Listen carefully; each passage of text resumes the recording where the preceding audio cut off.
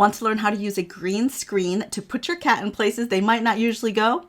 I'm going to teach you how. Hey friends, my name is Mary Lou Mandl, and in this video, I'm going to teach you how I used a green screen to put my cat in all sorts of fun scenes. We're going to use Wondershare Filmora Go to help you create videos anywhere, on the go.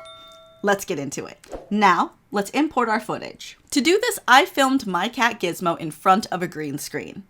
I also used a green fabric to cover her stand. I wasn't worried about everything being covered, just enough to be behind her and all around her because I know I'm going to crop it. With the footage highlighted, we're going to scroll over to chroma key. We're going to use the color selector to choose the green and then adjust it until the green all disappears. Now I'm going to crop out the top and the bottom of the footage so it's just her. Let's scroll over to canvas and choose background.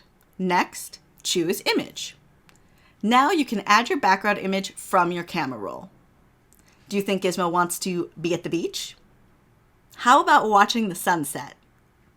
Maybe she wants to be in the snow. I asked her and she said she likes this scene the best. Resize and position how you would like. Let's see how we did. Oh my God, it's so cute.